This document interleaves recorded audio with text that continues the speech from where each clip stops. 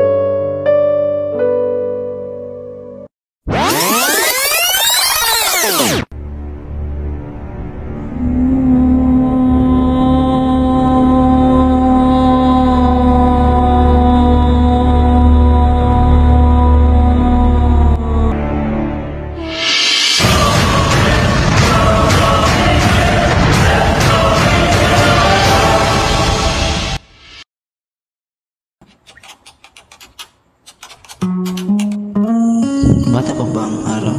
Mahabang malungkot ng mga oras. Walang paglingap ng aking minamahal. O nag-aaway ng pag-ibig. O pag-ibig na nagagalit. O kahit nasaan nung wala na nagagaling. Ganito ang pag-ibig kung walang pag-ibig ng darama. Pakitaan ako na isang babaeng labis na marikit. Di ba't ganda nito isang lamang pantawag ng isip. Sa lalap pang may malaking kagandahan. Sa paglimot, di mo ako maaaring turuan. Pag-aasawa ay isang karangalang hindi ko pinapangarap. Sino si Pats? Isang lalaki raw na gwapong-gwapo.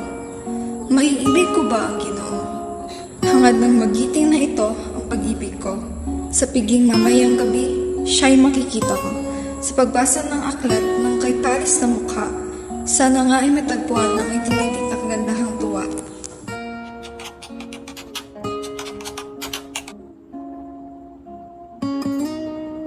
Nagtagpo ang amin na Romeo at Juliet. Ba't mo ako tinititigan? May dumi ba aking mukha? Ikaw ay nararapat lamang titigan dahil ang aking puso ay puno ng kasiyahan. Ha?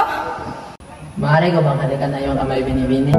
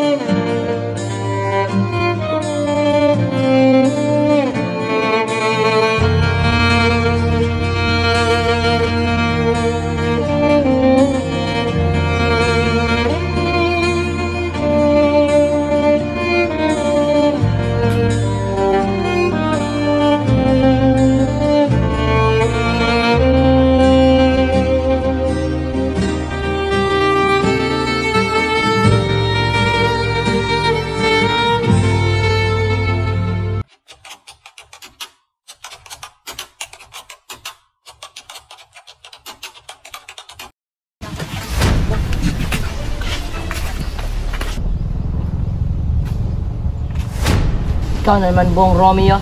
Ngayon, nagkita tayo muli, ay papatayin na kita. Wala akong masamang intensyon.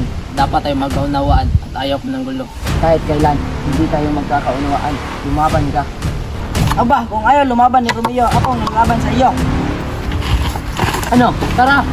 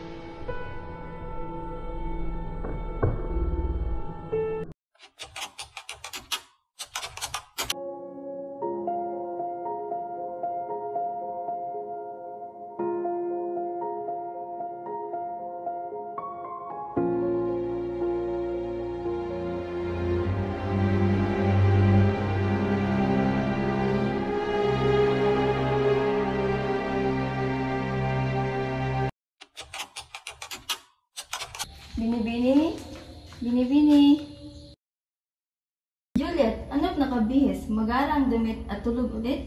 Kailangan kang gisingin. Binibini? Binibini? Binibini? Naku!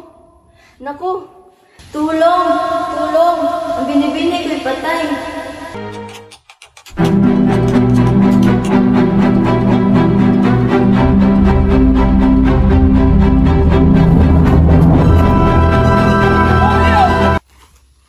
Ano ang iyong sasabihin? Wala ka man nalang sulat buhat sa padre? Kumusta ang hingginang? Mabuti ba aking ama? Ang muli kong itatanong, kumusta ba ang aking Juliet? Kung magiging masama, kung mabuti ang kalagayan niya. Kung gayoy mabuti siya ay walang magiging masama.